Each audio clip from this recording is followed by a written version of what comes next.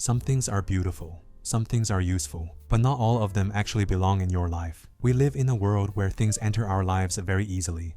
Objects accumulate slowly and almost quietly over time, sometimes through a gift, a sale, an upgrade, or things passed down to us. Other times it's simply something that felt interesting in the moment. Before long, your space is filled with things you never intentionally choose to live with. And that's where the question becomes important. Because when something doesn't belong, it rarely stays neutral. It occupies physical space, but it also takes up mental space. It adds small layers of clutter, distraction, and responsibility that slowly accumulate over time. More importantly, the wrong things can dilute what actually matters. When everything enters your life too easily, the things that truly resonate with you become harder to see. That's why I've become much more intentional about asking a simple question before letting something stay in my life. Not just, do I like this? But does this actually belong here? Ownership is easy. The moment you buy something, it becomes yours. But every time something enters your life, it also introduces a voice into your environment. Sometimes that voice fits naturally with the way you live, and sometimes it doesn't. So what's the difference between ownership and belonging? Ownership happens the moment something becomes yours. Belonging happens when that thing aligns with your life. It supports your routines, reflects what you value, and fits naturally into the environment you're trying to create around you. The challenge is that many things enter our lives without that level of reflection. Sometimes it's a trendy sneaker that looked great in the moment. You saw it everywhere, everyone seemed to be wearing it, and it felt like something you should have too. Sometimes it's something you bought simply because it was half off. The price made the decision feel smart, even though you might not have chosen it otherwise. Other times it's an item worn by someone you admire. You see it on them and hope it will make you a little more like them. And sometimes it's even simpler than that. Everyone around you seems to have one, and before long it feels natural to get one as well. None of these reasons are necessarily wrong, but they often lead to ownership rather than belonging. Because belonging requires something deeper than impulse, influence, or convenience. It requires alignment with who you are and the life you're actually living. And that's the difference I try to pay attention to. Not just whether I'm able to own something, but whether it truly belongs.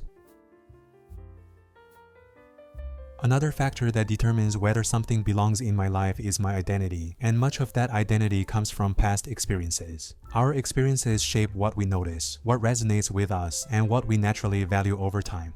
My background in art and design plays a big role in how I see objects and spaces. I'm naturally drawn to craftsmanship, heritage, and things that carry a sense of intention behind them. That influence shows up throughout my home. All of the artwork on my walls are paintings I did myself, some from decades ago and some much more recent. They represent different moments in my life and the evolution of how I see the world. I'm also naturally drawn to sculptural objects. There's a reason those forms resonate with me. For example, the David bust in my bedroom is something that connects directly to my years studying art. And in my office, the 3 pencil sketches of David on the wall were drawings I made during that same period of learning. Objects like these stay not just because they are beautiful or unique, but because they are connected to who I am and where I've been. When items align with your identity, they tend to feel consistent with the rest of your life. And consistency creates harmony. Your environment feels calmer, decisions become easier, and there is less friction in how you move through your space. But when too many things around you are inconsistent with who you are, they introduce unexpected contrast. A small amount of contrast can be interesting, but when it happens repeatedly, it can start to confuse your brain and your subconscious.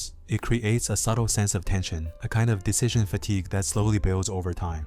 Sometimes that unsettled feeling shows up in ways you can't quite explain. You just feel that something is slightly off, even if you don't immediately know why. That's often what happens when the things around us don't truly belong to the person we are.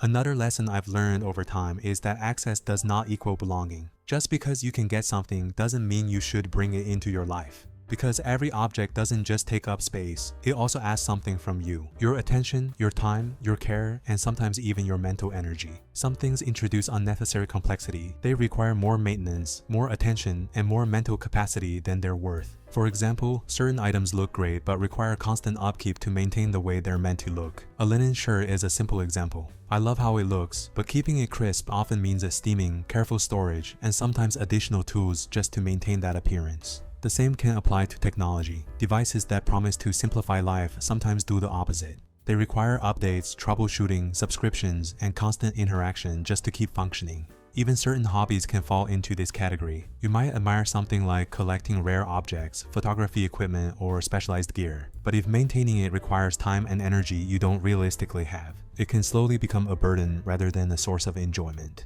At a certain point in life, there are always many things that could be entering your life. Opportunities, objects, upgrades, ideas, things that seem interesting in the moment. But often that's exactly the moment when doing the opposite becomes more important. Instead of adding more, it becomes more valuable to start subtracting, to eliminate what is unnecessary and allow more space for what truly matters. And that process isn't always easy. In many ways, it's much harder to clearly recognize what you don't like or don't need than it is to simply accept something new into your life. But over time, you start noticing a shift. The misalignment of certain things begins to stand out more than the feeling of an empty space waiting to be filled.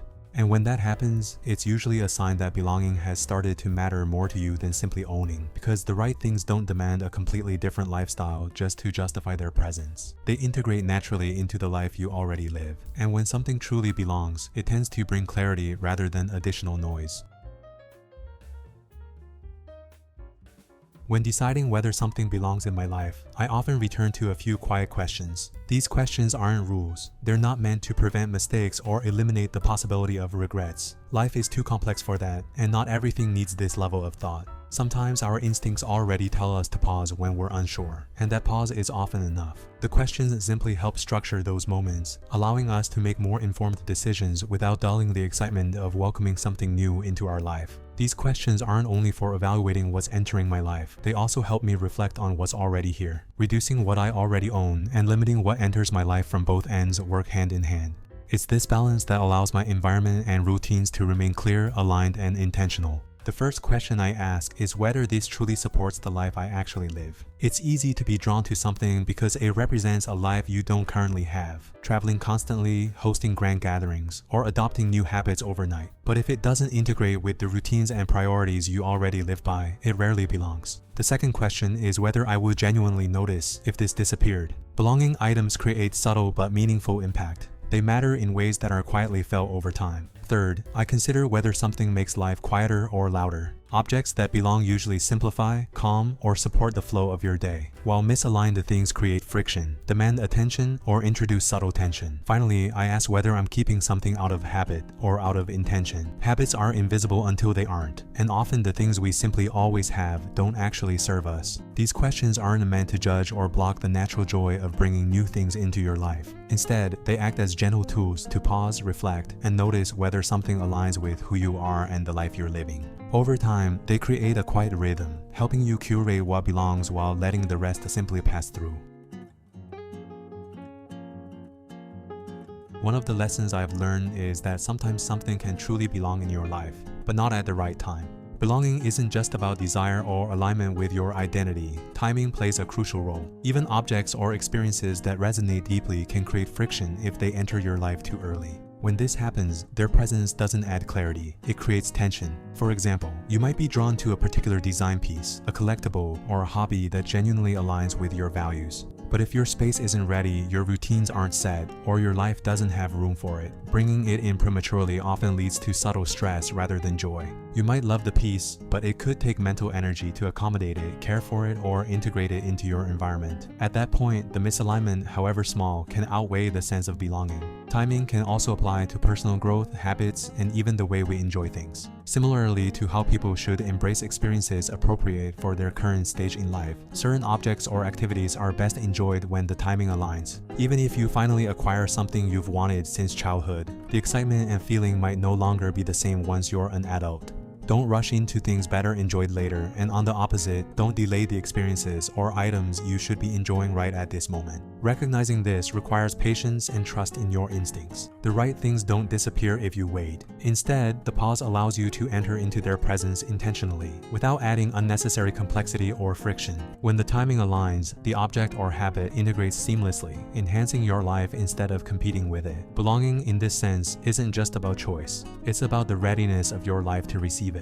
And often, the more you cultivate clarity about what already belongs, the easier it becomes to see when the right moment has arrived. Waiting doesn't diminish the value of what you love. It heightens it, allowing the eventual integration to feel fully earned, fully natural, and quietly harmonious.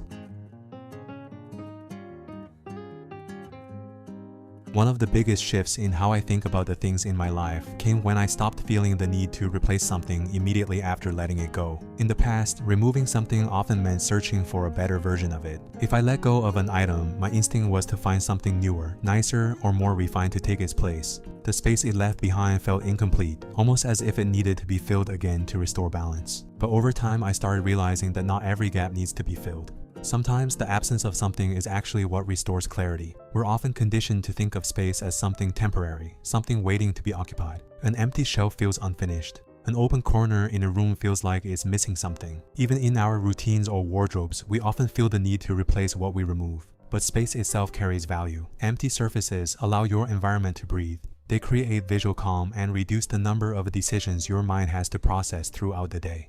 When fewer things compete for attention, the things that truly matter become more visible. Letting something go without immediately replacing it also gives you time to observe your life more honestly. You start noticing whether that item was actually important or whether it was simply occupying space out of habit. Sometimes you realize that nothing needs to take its place at all. The space was enough. Other times, that empty space becomes a quiet filter. When something new eventually enters that spot, it tends to do so more intentionally. It has to justify its presence, not just fill a gap. Over time, I've come to see letting go not as creating a loss, but as creating room. Room for clarity, room for intention, and room for the things that truly belong. Because belonging isn't about filling every space in your life, it's about allowing the right things to remain and being comfortable with the spaces in between.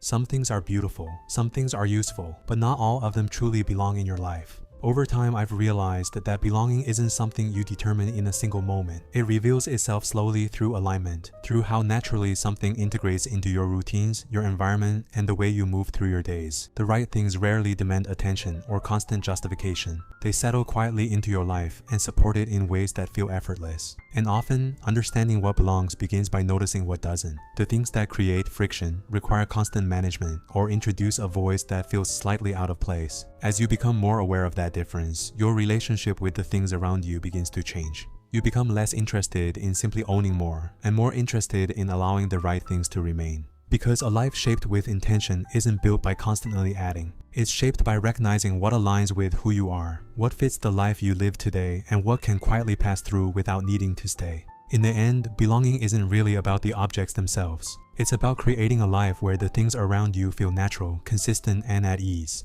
And if this way of thinking about life and the things we choose to live with resonates with you, consider subscribing to the channel. I share reflections like this on intentional living, design, and the objects that quietly shape our everyday lives. As always, live with intention.